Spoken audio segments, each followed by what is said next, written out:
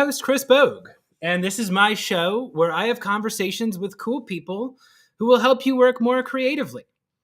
Today, my guest is Obaid Durrani. Obaid. Hello there. Good morning, everyone. Good morning, Chris. Thank you for having me, kind sir. Thank you for coming on. Would you mind taking a moment and just letting my audience know where on the internet it is that they can find you? Yeah, on LinkedIn. You can find me on LinkedIn. Just search for my name, Obaid Durrani, or go to linkedin.com/ObaidBot. And yeah, that's pretty much where you can get in touch with me. Awesome. Well, we're going to be doing something crazy today. Today's show is called Playful Video Content. Obaid and I are two guys who make a lot of creative video content for B2B companies and also for our own personal brands. So we're going to be taking your questions, and we're also going to be playing some video games live. So if you want to join us and play against us today in the arena, there is our arena code. It is password protected. You can view that. You can jump in. We're going to have to start a game in just one moment so we don't get kicked out. But before we do that, I want to say thank you to today's sponsors. So today we are sponsored once again by Flying Cat. They are the premier SEO agency. If you are looking to scale your B2B company, especially if you're looking to scale into European countries and you don't know the languages or laws there, talk to Flying Cat. They do personalized content creation and SEO. They've got a primarily women-led team of content creators in over 15 different countries. They can help you do it right. We're going to be watching some sponsored content from them later in the show, but please give a shout out to them. And also give a shout out to our new sponsor, TLDV. TLDV helps you gain insights across multiple meetings with their AI reports tool. So if you're a person like me and you are constantly in meetings and you do not have time to keep track of them, check out TLDV. They monitor all your meetings across multiple meeting apps to give you succinct AI-based summaries so you can make sure that you are catching the important details and not wasting time on anything else. So Obaid and I are going to start in just a moment. Before we do, I want to hear from you, audience. If you are watching us live on YouTube or LinkedIn or X or wherever you watch this, go ahead and jump into the comments. Ask Obaid and I anything you want about how to create video content. Jump into our arena if you want to play some Smash Brothers. And Obaid, let's start off by jumping in the arena here. So let's do it. Okay, so we're going to start by playing a game. We can just kind of casually talk as we do this. Obaid, you're not used to playing a lot of Smash Brothers, are you? No, I used to play a lot when I was a kid, like back on Nintendo 64 and stuff, but I haven't played the new Smash Brothers. Like on Switch, I haven't played Ultimate. This is going to be my first time. Oh, and I'm a Pokemon you got too. Lucario? Dang, that's crazy. So I'm one of those guys who like only plays one game over and over again. And Smash Brothers is my game.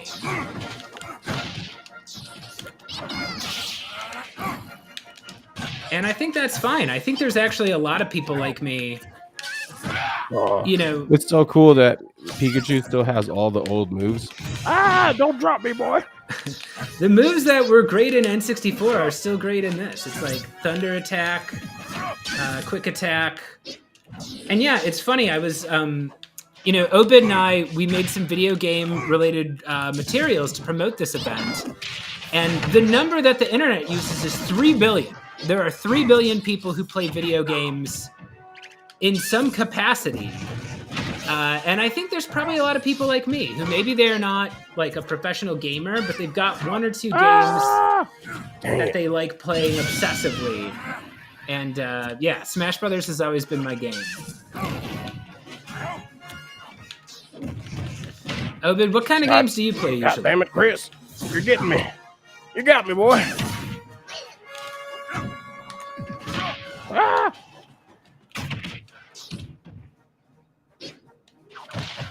You just laying there. I know it's coming. That's so. Whether it's like in marketing or in Smash Brothers, I am always taught there is value in understanding what the other person thinks you're gonna do. You know, when they think they know what your next move is, you can stay ahead of their expectations. And Yeah, I actually follow like a lot of gaming rules. Hey. No! Yes, do something. Oh See, I knew no. you were going to do that. Okay. Well, the other nice thing about Lucario is he gets stronger the more damage he takes.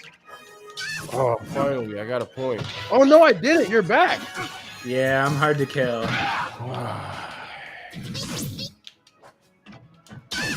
Oh no, I'm still alive. Boy. Please get out. Leave me alone. And now the more damage I get, the more powerful I'm gonna get. So, oh no. Okay, well I did die. But I'm at 79%. I'm not gonna last. Comeback of the century. It's the comeback of the century.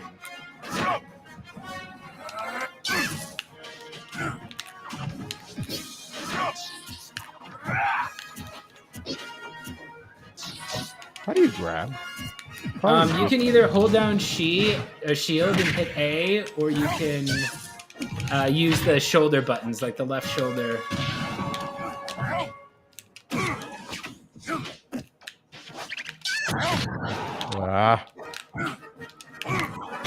There we go. All right. You got me, partner. Oh man, Anthony is talking, so he says. Awesome. I still have my Switch. Dude, where'd your Switch go? What happened to it? You lose it? You break it? Yeah, what happened, Anthony? Here's a real question about marketing. Okay, so Todd Jones asks, okay, I'll shoot. I'm currently uploading a 2 gigabyte video to YouTube in MP4 format. Should I get that smaller, use a different file? Do you want to start with this one? I mean, I think the 2 GB video should be fine. The only time that I've really seen an issue with like huge video file sizes is when I'm like uploading that video to LinkedIn. That like video won't play sometimes, it won't load, stuff like that. But for YouTube, I think it should be fine. What do you think, Chris? Yeah, YouTube is fine with big, high quality stuff. Other platforms, not so much. LinkedIn has gotten a little bit more lenient with that. If anything, they'll just scale it down automatically. Oh, they got the old school Donkey Kong map. Yes. That's so dope. Come here, boy. I got you, boy.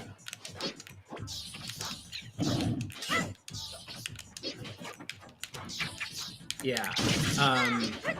I was always taught it's like, I don't know.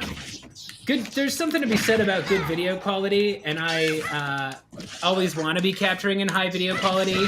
However, the longer I do this and the more I repurpose, the more I notice a lot of platforms will like automatically scale you down, so it ends up not being as huge of a deal. But I think on LinkedIn or on YouTube, you know, people expect more of it. Ooh, you got me. Gotcha. Finally. Expect a more cinematic experience, you know. So I'm always a big fan of like, if it's on LinkedIn, you might, or YouTube. I keep saying LinkedIn instead of YouTube. If it's on YouTube, you might as well go for the best quality you can. Oh no! What happened? I kind of have a janky controller, so sometimes it does bad inputs. It's okay. I can come back though. I refuse. Yes. Wait, no. That was so close. Nah, not quite, my friend. Damn it. Okay. No. Stupid forward B. Yeah, Clark over here says LinkedIn compression is dumpster. Yeah, you guys have to realize, and like, Obaid, maybe we can get into this too. Like, LinkedIn is a completely different experience for video because people don't go to video. They don't go to LinkedIn to watch videos like they do on YouTube. Yeah. So for me, it's like I spend a lot of time on LinkedIn thinking about the first 3 seconds of my video. And I spend a lot of time thinking about how can I pull someone into this video to get them to watch, even if that was not their original attention. Because it's not like YouTube where you're going there to like spend time watching things. You know, it's a competitive feed on LinkedIn. Oh, I forgot to press the thing. How do you think about that? How do you think about like sharing videos on LinkedIn and how that's different from like sharing videos on YouTube or a different platform, like even TikTok. Um, I've been like I just moved to a new house and stuff, so I've been working on my video setup and stuff. I feel like one the important thing about LinkedIn is whatever like content you're making, you have to have like really good substance, right? Like if your message is good, if the substance is good, if like the insights you're providing are good, then like more than likely that content's going to perform well on LinkedIn. But I think LinkedIn, there's a huge you could have a first mover and advantage in the aesthetic side of your videos, because I don't think as LinkedIn creators we've really gotten to that level yet. Like we have these good video setups, 4K cameras and stuff, but if you look at like YouTube content, YouTube shorts, YouTube videos and stuff, there are people that are using like cinematic cameras and stuff. You got B-roll where you're like walking out in the mountains and whatnot. You got like dark environments. So people are creating like lots of crazy video setups. So the one thing that I've been kind of focused on or thinking about, how do I get in this game? So like, yeah, you gotta drag your chip on, Okay, and cool. then Yeah. you gotta hit A again, probably. One thing I've been thinking about a lot is like upgrading my videos aesthetically, like visually, making them look a lot better, because I think on LinkedIn it's a bit different. We're on like YouTube, there's like the first 3 seconds, and clickbait became a huge thing, and you got your thumbnail and that attracts people, then the title of your video that attracts people.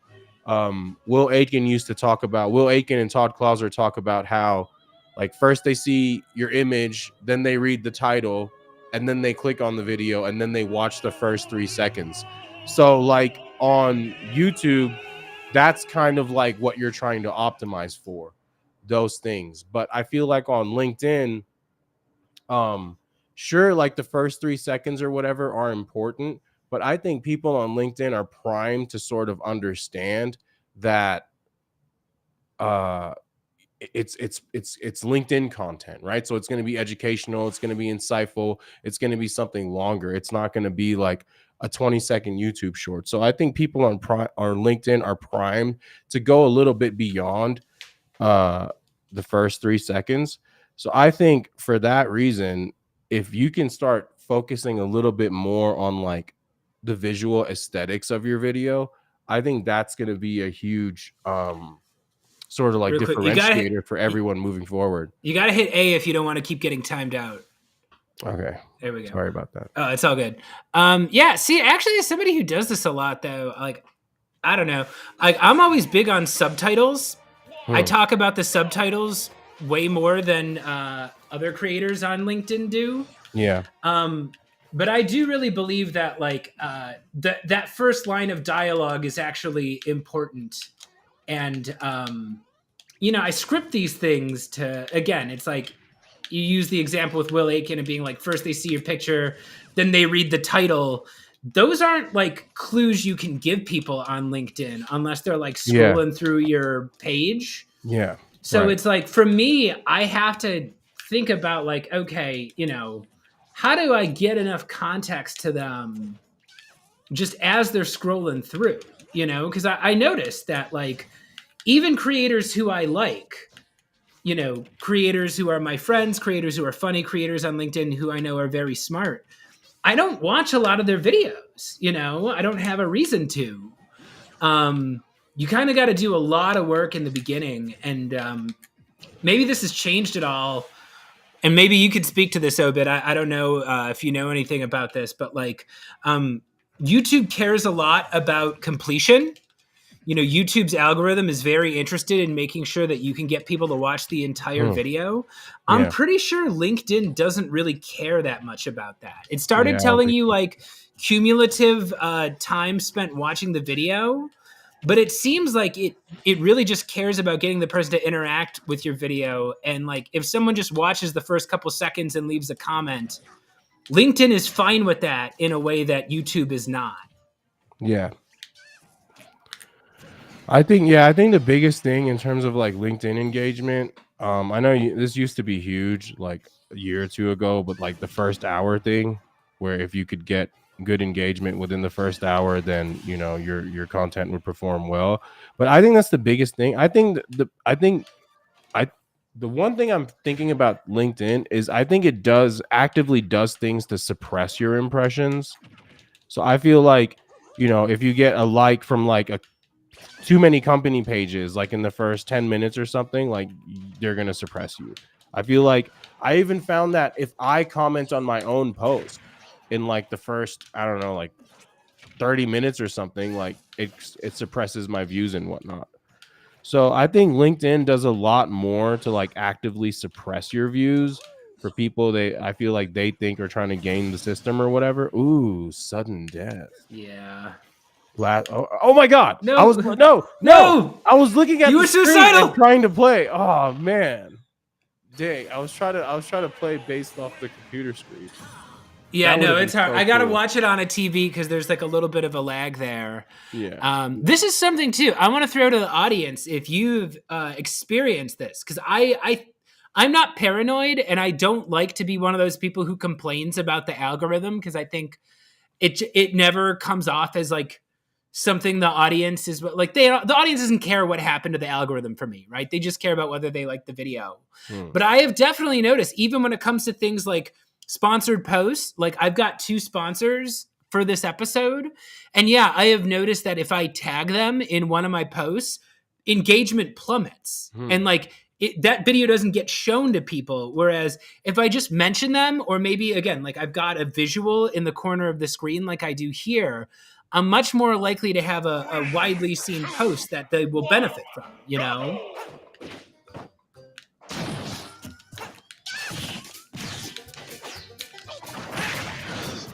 I'm a little angel boy now.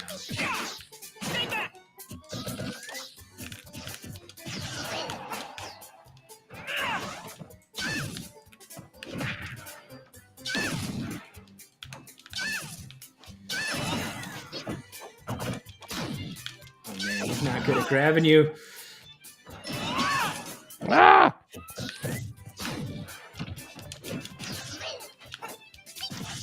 But yeah, it's like a weird thing too, and that's actually on the list here of things I wanted to talk to you about, Ovid, is like, this is a question I struggle with as both a creator and as somebody who, consults with other companies and who coaches people, is like, how much should you really care about the algorithm? How much should you really care about the engagements? When LinkedIn sends you that number saying you got fewer profile views this week than you did last week, I kind of alternate based on how much I care about those, because on the one hand, sometimes my low performing posts are the ones that get me a new client. Yeah. But I'm always trying to maximize the algorithm. I'm always trying to make a couple big posts a month that I know are going to be widely seen. Yeah. Because like there is value to those metrics. There is a value to just being seen in more news feeds. So like, where does that balance come down to you? How much do you think about the algorithm, and what are some instances in which it isn't as important to you, and maybe you don't care as much about the quote unquote vanity metrics? Yeah, I used to care a lot about I think it comes in stages, right? I think when you're in the beginning of your content creator like career, you're gonna care a lot, right? Because it's in the beginning, you may not have as much confidence, you may not have that big of a following, things like that. You're just trying to get things going. So like every little post matters because you're putting effort into it.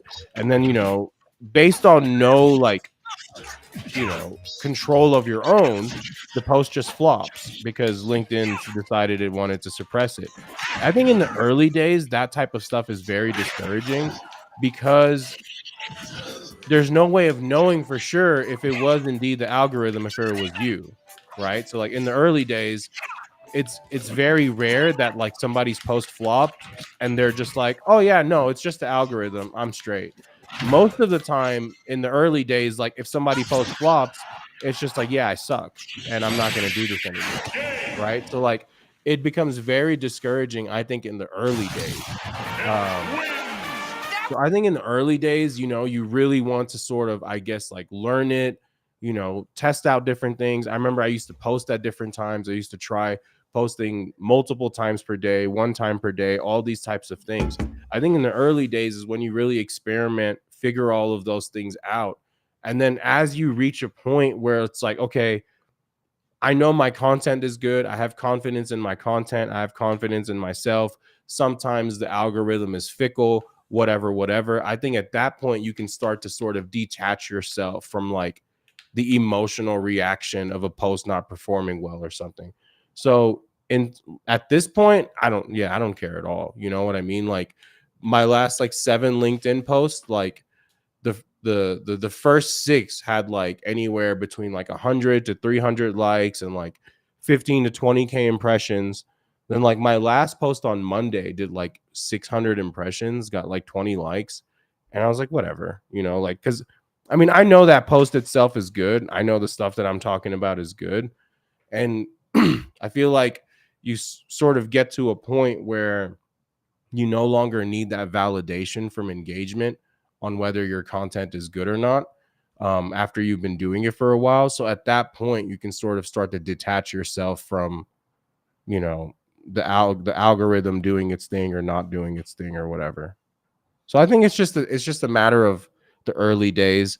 In the early days, you care a little bit more about the algorithm, how your stuff gets pushed out there, which I think is understandable. You're trying to grow something. But I think as you grow that thing, as you become more established, you sort of start to care a little bit less about how one post performs. Yeah, I mean, for me, it's funny. I'll have my like when I'm coaching somebody on video, Yeah. one of the assignments that we do is we take one of their low performing posts Hmm. and we just redo it. We redo it and we put a different hook on, or we find one way to change it. But we say, okay, let's take this premise and see if we can just get a better performance out of it. And it's Yeah. funny that, like, no matter how good I get at the video content, most of my failed quote unquote videos fail for the same reason, at least on LinkedIn. And that's because I don't have a human being in the first like 5 seconds of it. Hmm. Um, it's one of those things where I have had posts that just completely flop. Um, I'll go out and I'll shoot a different ending where the beginning has an engaging person doing something interesting with the camera, Hmm. and it'll be a hit. And some of my most successful videos are just take two of an idea that failed. So that's kind of one of my like little hacks that a great content creator taught me once. Is he's like, hey, if you think the video was good but the algorithm didn't, just try it again. Yeah. For all intents and purposes, no one saw it. Yeah. So if it got very few impressions, yeah, put a slightly different package on it. Try to get to the action quicker. Maybe start it with some sort of visual action or some sort of like way to like suck the person in. But like, yeah, it literally might be some detail about what happened in the first 3 seconds, and a different opening 3 seconds would give you a completely different experience. Yeah. Yeah. And I think that's very good advice, and I think it's very like legitimate advice. I think it's applicable. But one thing that kind of just like, I don't know, confuses me, or I guess like throws me off, is there's a lot of things, like there's things that people tell me not to do, for example, right? People tell me not to, like other creators will tell me not to post like really long videos. Like I've been posting 9-minute videos on LinkedIn for like 3 years now. And they relatively recently bumped the time limit up to 15 minutes. So sometimes I'll go to like 15 minutes with my videos. And like other creators will tell me not to do that. But the thing that confuses me a bit is I'll do like skits, like marketing skits, like TikTok style skits. And I've gotten skits that 700 likes, 100,000 views or whatever. Did I win? You did. Holy shit, nice. 100,000 views or whatever. But then, there will be times where I'll make like a 10-minute video, right? And it's like nothing fancy. It's just me literally sitting there for 10 minutes talking to the camera. And I've had videos like this that just blow up, that get like, 10, 20,000 minutes of watch time. And so then I kind of sit back and I'm like, well, do I post long content or not? And so I think LinkedIn is very unique in the sense that it has less to do with like tricks and like hacks and whatnot, and mostly just about like, is the substance and the insight you're providing like actually good? Is it actually unique? Is it actually like something like someone's going to listen to and then they're going to be like, whoa, okay, that makes sense, I can try that now? One, like, is that there? Like, is your substance there? And then two, like, is there something to keep the person hooked? Because I feel like when someone's on YouTube, like, you have to think of the mindset they're in. Like, when I'm on YouTube, I may be looking to learn, or I may be looking to just binge like a crime story, or I may be just looking to like catch the news or something. So there's a lot of different mindsets and purposes that you could be in when you're trying to like just consume YouTube content. It could be for entertainment, it could be for a whole bunch of things. But with LinkedIn, I feel like if you're on LinkedIn and you see like a 6-minute video and then you start to watch that, I feel like you can safely assume that this video is going to be a bit more on the informational side, on the educational side. Like, this dude's not going to start reviewing like the latest movie or something.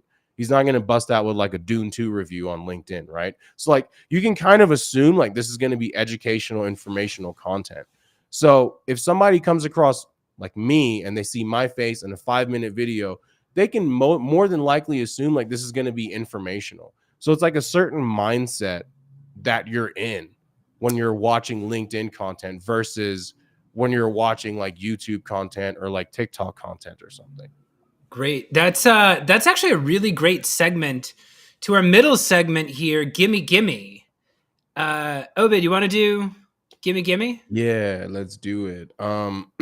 Okay, cool. Well, so uh first off, I got to just give the audience some proper context here. So, what's happening here is on this show, we like to do a little segment at the halfway point to clarify a misconception that people have about LinkedIn, right? So, some people think LinkedIn is just for fun.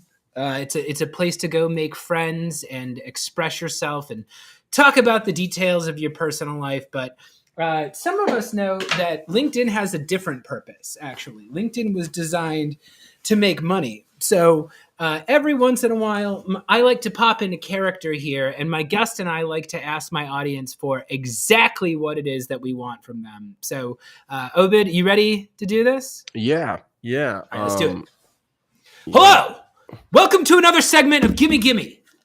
This is Boss Bogue here, telling you to buy my shit. Obaid, you got my audience here. They have money. They're on LinkedIn. What would you like them to do? Now is your chance to plug yourself. Yes. Pay me, please. No, I'm just kidding. A You can lot of ask. That's people, fair. a lot of people are interested in like the whole owned media approach, streaming platforms, B2B media company. How do we get influencers to work together on our cause and create a bunch of different video series for us that drive pipeline and blah, blah, blah.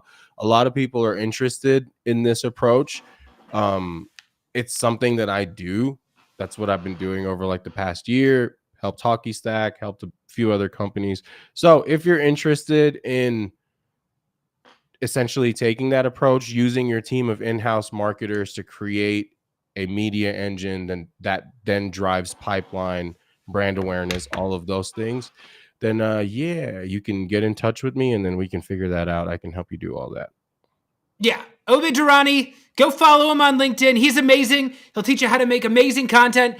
And also, why don't you check out some of our sponsors today? So, as we mentioned today, we have two lovely sponsors supporting Chris Sells' soul. First, we have TLDV. So, TLDV is our newest sponsor, and it helps you gain insights across multiple meetings automatically. All right. So, what is worse than having to sit through one of your B2B sales meetings or marketing meetings, having to do it twice? Okay? You don't have time to go there and sift through all the notes from your meetings. You've got other things to do. That's why you need to check out TLDV, all right? So we've got a QR code up here that we're going to display here. If you want to go try out TLDV, you can go ahead and I don't know which way I'm pointing, but try TLDV. What they can do is they can collect all that information, analyze your meetings, up to 120 meetings from across different platforms. Their AI summaries give you the exact points that you need to focus on so you can keep your team up to date with the relevant details and not have to spend time reliving your awful, god-awful rapport building in your meetings there. So check out TLDV. And also check out Flying Cat. So as we mentioned, Flying Cat is the premier SEO agency. I don't know what the hell I'm doing with SEO. I'm great at making content. SEO is not something I know anything about, which is why I go to Flying Cat. All right. They've got experts there who can help you do SEO and content creation right, especially if you are looking to scale your B2B company into Europe. All right. They have different languages, different regulations over there. If you do not know what you are doing, go talk to Flying Cat. And especially because Flying Cat is going to be over at Golden Hour. So, Obaid, you want to talk to the audience briefly about Golden Hour and what you're going to be doing there? Yeah, I think Golden Hour is the first in-person event being held by Audience Plus. And I think it's really cool because the team at Audience Plus, like they're on a mission to like change B2B events. Like I remember Anthony Canada, the CEO, like sat down with his team and was just like, what are all the things we hate about events? And, like the marketers on the team was like, oh, the shitty food, this, that, no networking opportunities. And so they literally figured out like all of the things that we hate about B2B events and then like did the opposite thing. I'll be there. I'll actually have my PS5 set up at Golden Hour, and we can play like Mortal Kombat. We can play whatever. I have over like hundreds of games. Todd's going to bring his Switch. So there's going to be a section called Obaid's Arcade where I'll have my PS5 set up on a TV and Todd's going to have his Switch set up on a TV. So over there, you can play like Smash Brothers, Mario Kart, those types of things. And over there on the PS5, you can play like Spider-Man, Mortal Kombat, all those types of things. And then the talk tracks are insane. It's broken up to like there's 3 talk tracks, one for content marketers like myself, one for demand gen people, and then one for marketing leaders. So I think it's very, very cool. It's on April 17th in Brooklyn. I'll be there. It'll be the first like B2B event I'm attending. So it's going to be really cool. And a lot of other people are going to be there. Dave Gerhardt, Tim Davidson, Devin Reed, so many people. So everybody is going to be there. Go if you are in B2B, if you are in B2B marketing. What the hell are you doing if you're not going to Golden Hour? Go there, check out Obaid, check out Flying Cat. We're going to be watching a clip from them right now. This has been Gimme Gimme. Iggy, roll the tape. I can sell my B2B SaaS product and oh, just one moment. Okay, so here we go. Now for real, Iggy, roll the tape. I can sell my B2B SaaS product anywhere in the world. Maybe I should start selling in Europe. Not so fast, Jimmy. Have you ever run a European marketing campaign before? No? Gosh, I guess not. Can you write fluently in multiple languages? No, just the one. Do you know anything about regulations in Europe? Well, maybe I could just have my team bullshit their way through it. Sound familiar? Hello, my name is Dr. Funkenstein. You know, when I need medical advice, I ask a doctor, but when I need SEO advice, I ask Flying Cat Marketing. Flying Cat is the world leader in customized local SEO and marketing campaigns. They have a team of native language marketing experts spanning across 15 different countries to build fully local campaigns to create and capture demand and increase organic search conversions for your business. Wow, Dr. Funkenstein. I reached out to Flying Cat just like you said, and they were super easy to work with. How can I ever repay you? Don't worry, Jimmy. I'll be reaching out to you for a personal favor very soon. What? Don't ask your doctor if SEO is right for your business. Get started with your free consultation at flyingcatmarketing.com. All That's right, and crazy. we are back. So we're still playing Smash Brothers. I Ovid, jump in before Nintendo kicks us out. Yeah, let's do it. Sorry about that. No, it's okay. That's just how you know it works here. But we're talking video content. I want to get a little bit more into some of the stuff you've been doing with Audience Plus too, Obid, Yep. because I have to wonder. Um, Maybe this is like a silly question, but who actually watches B2B content? Um, That's so crazy. It's such a good question. And it's mind-blowing to me. I remember like launching the Flow at Hockey Stack, and we made all these series, right? Like we made Level Up. If you're not familiar, Level Up is a series where like I stream myself playing Cyberpunk 2077 on PS5 while I'm talking about marketing. There's another show, The Worst Marketer in the World. If you remember the Dos Equis commercial from back in the day, the most interesting man in the world, it's essentially a parody of that, but it's the worst marketer in the world. It's Todd Clouser does it. Friend of the Um, show, Todd Clouser. yeah, we have another show, The World's First Traveling Marketer. It's Aaron Morrissey, and essentially we just have these like little videos that show you how the major tactics and stuff that we use today were invented, like who even invented, the first product demo, right? We have what the heck just happened? Some villain from the Nintendo world just like stole you away. That's crazy. So we have all these shows, right? And these shows would drive pipeline. Like a lot of our brand awareness, a lot of our initial brand building, initial pipeline, they came from these shows. And so I remember going on Wistia and, I'm just making content, right? I'm just trying to do my job. I'm just making content. I'm putting stuff out there. I don't really know if people are actually watching these things. Sure, self-reported attribution mentions, people talk about it. But I go on Wistia and I see like the time. I remember seeing like level 1 episode 1 of Level Up, last I checked, had like 11 hours of watch time. And I'm like, holy shit. And it has like a 93% completion rate. In the past like 60 days, it's gotten hundreds of visitors. So surprisingly, people actually watch these shows, like the stuff that we built for the Flow, Traveling Marketer, Tim Davidson's B2B Ross, where he dresses up as Bob Ross. People actually watch these shows. We have episodes and shows on the Flow that have hundreds of minutes of watch time, hundreds of hours of watch time. And it's always coming up on sales calls. Some of our series, like the product based series, like Can You Dashboard It, actually, like, we get prospects that come to us that jump on a demo call and will be like, I don't need to know any of this stuff because I watched Can You Dashboard It. I already know how all this stuff works. Let's just jump into like how this product can specifically help us and our situation and our problems and stuff. So like, not only do these series help with like pipeline and awareness and all of that stuff, they're helping educate the market to the point where when they get on sales calls, like our sales guys don't have to do any marketing or selling on those calls. They can just take like a consultative approach. Did I press okay? Did you press okay?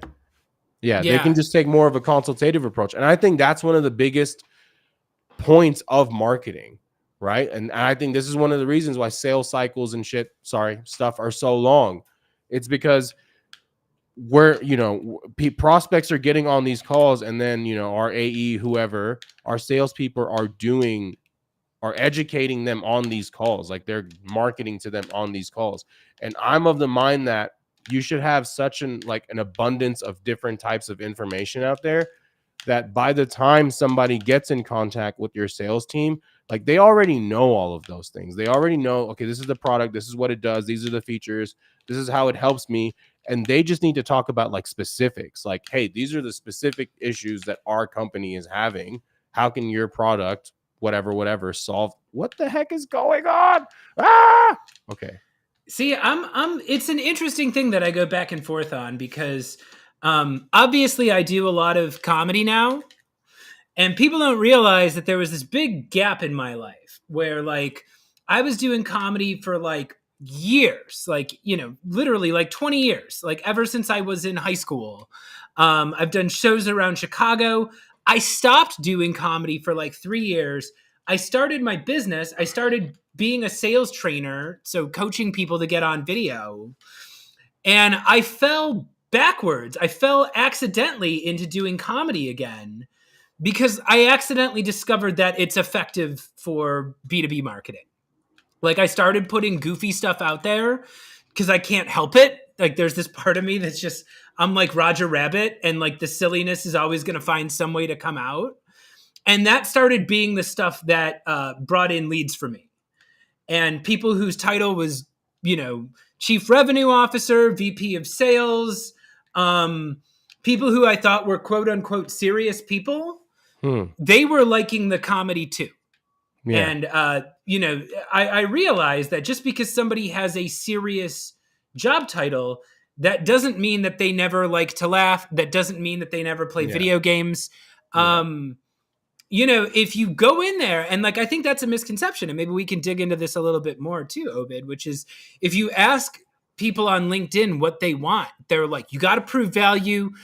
There needs to be ROI. I need to understand how much money I'm going to make. And these are all the things where if you lead with that, people just shut you off. People don't want to talk to you. If I want someone to send me to the spam folder, I will send them a cold email telling them that I am going to 3x their revenue.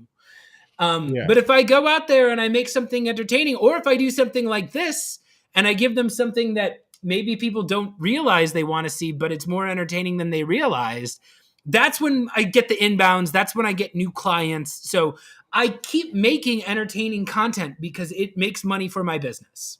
Yeah. Like, full stop. That's the only reason why I do it. Well, I think I agree with all of that. The way that I kind of think about it is, like, one, you have to get your message out there, and then you have to get your message to stick, right? Yeah. I could communicate something to you, but if I can't also make that thing stick in your mind, and if I can't associate that thing with a specific outcome, then it doesn't serve a purpose, right? Like, the oldest example in the book, think about iPod back in the day, right? It could tell you like 300 GB of memory and this many hertz and this and that, or it could just be like, hey, 1,000 songs in your pocket, fam, and you'll be like, damn, holy crap. So I think it all just comes down to that, like getting your message to stick, getting your message out there, and being memorable. I think that's one of the biggest points of marketing. Like, I could communicate a product value to you, but I'm a better marketer if I can communicate it to you in a way that's going to stick with you. And then also you'll recall down the line when you need that thing, right? So like there's communicating information, and then there's communicating information in a way that's going to stick and be memorable and be easy to recall down the line when you need that information. So I think a lot of B2B marketing falls under the first category, where it's just like, hey, let's just get this stuff out there. Let's do a white paper, freaking, blog post, whatever, ebook. But then there's another part of B2B marketing that's emerging where it's like, hey, I understand we need to do that, but I understand that we also need to make this content stick, like make this stuff stick. So that's where like conceptual stuff comes in, your entertainment stuff comes in. I like, for example, I did a skit. I did a video before where I was my friend. I was pretending to be two people, my friend, and I asked myself, what do I do?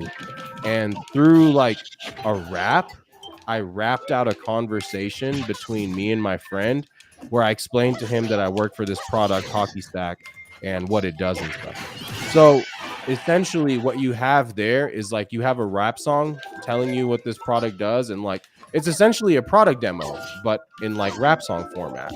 And that's always going to be way more memorable and easier to understand and consume and get through than like a 10-minute technical explanation of what this product is and what it does. So once you get to a point where you're like, okay, yeah, conceptual content, then you can really start experimenting with different forms of content and different mediums to like make your messages stick and whatnot. What are See, these like random ball things flying around? those are my. Oh, that's just this is a crazy level. Ah! But yeah, so there was a quote I shared from Keegan Michael Oh Key. shit! Who? Keegan Michael Key from Key and Yeah, Peele. absolutely, yeah. So I just read his book. He wrote a book called The History of Sketch Comedy in America, Nice. and he was trained. He has a lot of the same training I did. He was a Second City guy. I was a Second City guy, and a lot of the things he said ring true to me. And he was talking about the internet and what the internet has done to sketch comedy. And this is something I think a lot about now, with everybody talking about AI and how AI needs to do everything, and in the future we're going to sit around and we're just going to watch AI content all day. Yeah. He says the problem with the internet is designed to give you exactly what you want to see. Yeah, the algorithm figures out, okay, this person likes to see this, let's give you more of that. And he goes, what sketch comedy is about is showing you the thing that you didn't realize you wanted to see. Like, you don't even know you want to see it until the sketch starts. And you're like, oh, these guys doing, college football on ESPN, where it's just the joke is just 5 minutes of them doing ridiculous names. I would never have searched for that. But now that I have it and it's funny, I could sit here and watch it forever. Yeah. And that's kind of the ethos I get into with the video content. This was something I always learned as an improviser on stage. It's like, for marketing, for storytelling, they always say showing is better than telling. And I found that discovering is better than showing.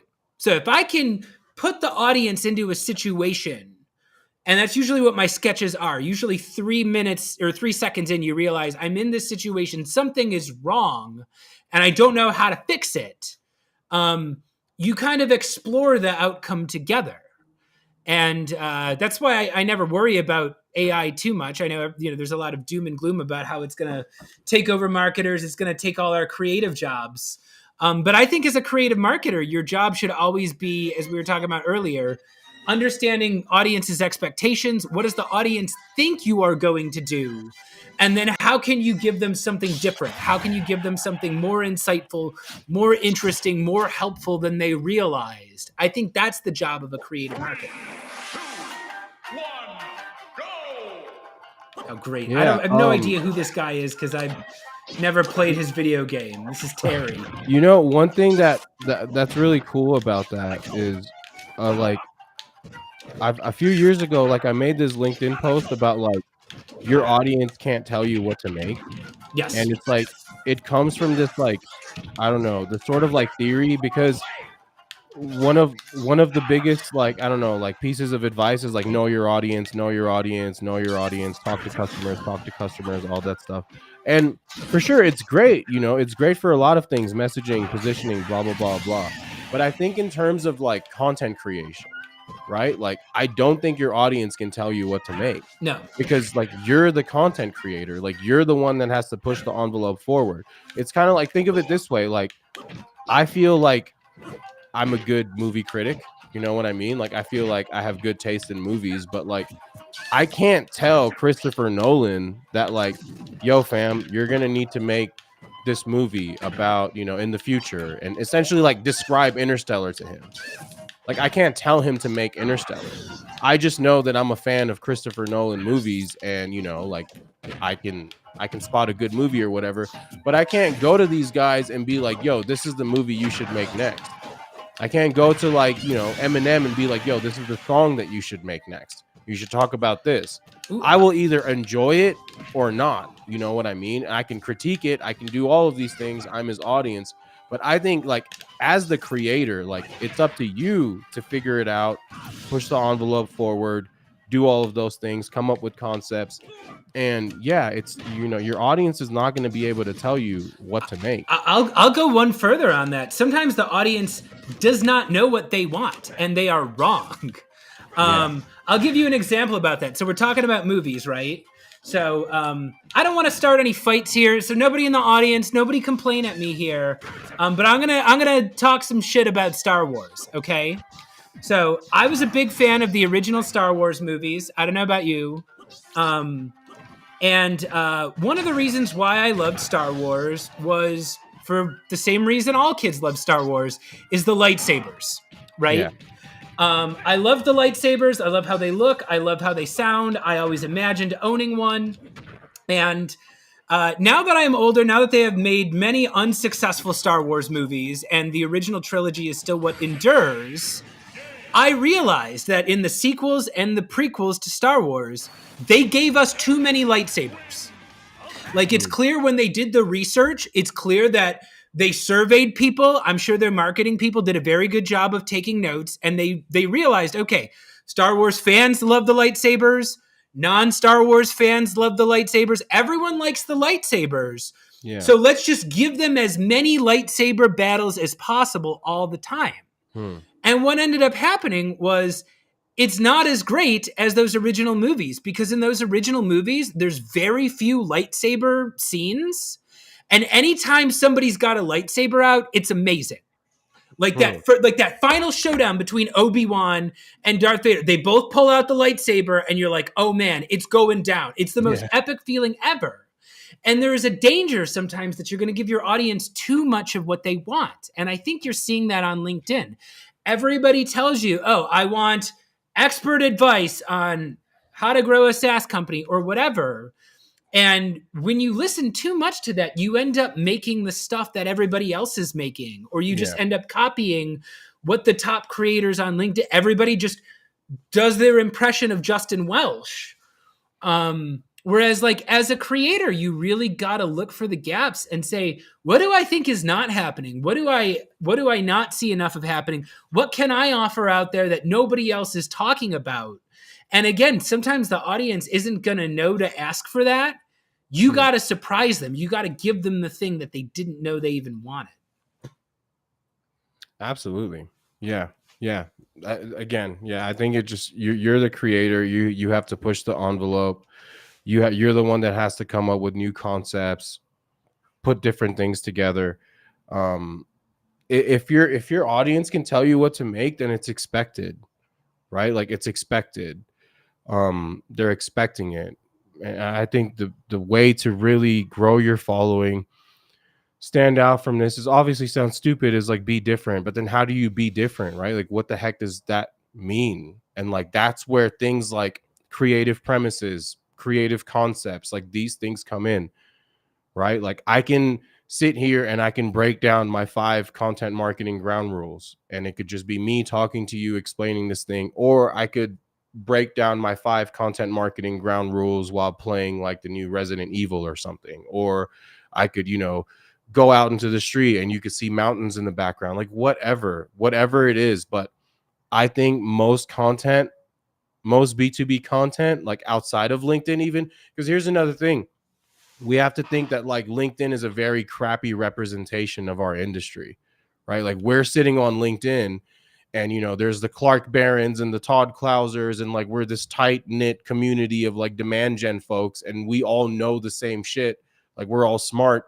So you can get caught up in the illusion that our entire industry is so well ahead and like we're all like informed with what's going on, and it's just like, no, it's just us. It's just a small 1% of marketers that are on LinkedIn, this little demand gen community. Like we're ahead of the curve. But if you go to other marketing organizations in the world, like think of, I don't know, like a paint company, like the biggest paint company, like they have a marketing department. You think that marketing team is sitting over there talking about media platforms? Absolutely not. Like they're still trying to convince their leaders that like this gated ebook thing is dumb, and like we shouldn't just be trying to get like MQLs and stuff. So like like LinkedIn is a crappy representation of our industry as a whole. So it's like, yeah, like when it comes to B2B content in general, like outside of LinkedIn, I think the biggest thing is it lacks concepts and it lacks premises. Like what's the premise behind your show? Like we could say tomorrow, like, oh, I'm starting a new show with my friend Chris. The first thing I'm going to ask is like, what's the purpose of this show? What is the premise of this show? Like what concept are you building this show on? But these are the things that we don't consider. And because we don't consider these things, we end up with like a normal webinar based show or another just talking head podcast where I'm just interviewing random people and we're talking about random things. And I think that's why we're stuck in like this world of like newsletters and webinars and podcasts and blog posts and ebooks in B2B, because not no one, lots of people do. But I think in general, we don't consider premises and concepts and, things like that. I think if we start to consider those things as well, we can communicate the same info, we can communicate the same messages, but like we'll have a way better way of communicating that stuff that can make those messages stick. You know what I mean? I think that's the biggest thing. Yeah, and I will say too, you touched on a point here too. If anybody is at home and thinking like, oh, well, I can't do this cool stuff because I just work at some small startup or whatever. Actually, the small startup oftentimes offers you freedom. And you can go out there and do weird stuff, like play video games, like make an interesting premise. Like you talked about, sometimes the big companies out there that are quote unquote serious about marketing, everything dies in committee. Because they've got teams of hundreds of people, they got to go back and forth on 10 different email threads for 6 months just to get one video out. Whereas if you are a marketer who has to quote unquote wear a lot of hats, that can be intimidating, and that cannot be fun. But at the same time, you can really embrace it. And we talk about some of these people, Todd Clouser, Will Aitken, you and me, Obaid.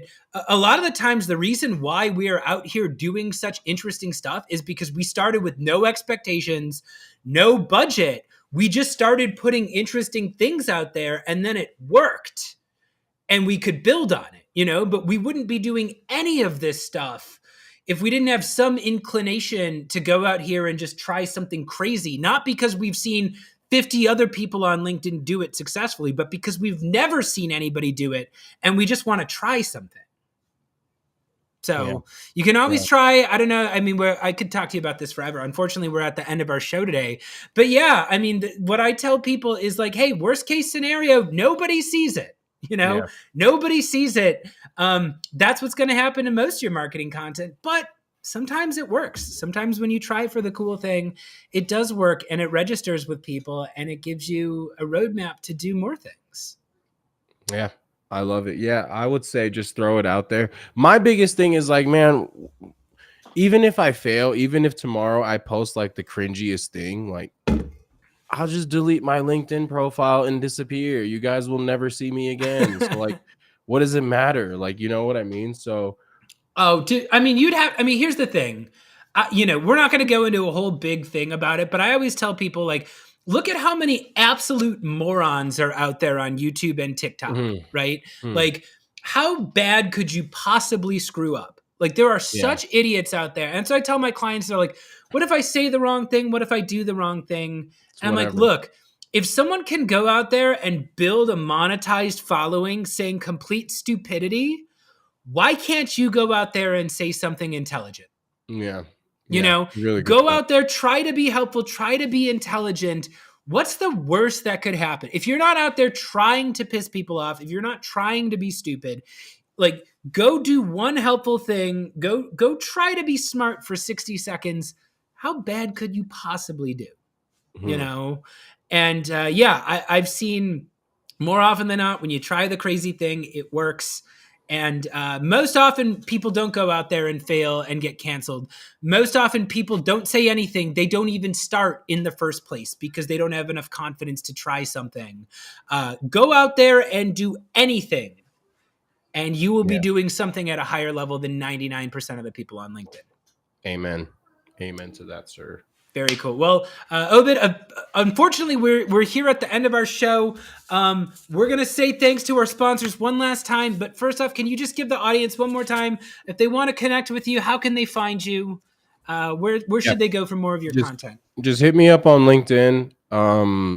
You can message me there, get in touch with me there, talk to me there. If you want to see more of my content, go to hockeystack.com/theflow. that's like the streaming platform that I built for B2B marketers. So there's a lot of shows there, a lot of funny shows, a lot of informational shows, educational shows featuring some of your favorite people like the Todds and the Tims of the world. So yeah, hockeystack.com/theflow, and then my personal LinkedIn if you want to get in touch. Awesome. Thank you for coming by, Obaid. Thank you again to our sponsors today. Thank you to TLDV, the AI note-taking app for your meetings. Go check them out. Go follow them on LinkedIn. If you are sick and tired of sitting through meetings and you want an affordable license, you get a lifetime license to TLDV. Check them out. It's really a handy tool. And also check out Flying Cat. They are the premier SEO agency, especially if you are looking to scale your B2B. It is a cool company. Cool people work there. A women-led company. You can talk to them at Golden Hour. And then we are going to take us out here by watching a little promo for next week's show. Next Friday, we are returning for another episode of Death by PowerPoint, this time featuring Max Cohen and Sarah Brazier. So we're going to be watching that promo. And Obaid, say goodbye, everybody. All right. See you guys later. Thank you for stopping by. Appreciate you all. You all take care. Thanks a lot. My name is Max Cohen, and I'm going to be participating in Death by PowerPoint. I'm about to give a PowerPoint presentation I've never seen before. And I have no idea what the I'm doing, so this is going to be, cringe. Oh, they should put me in there. I'd be so fun.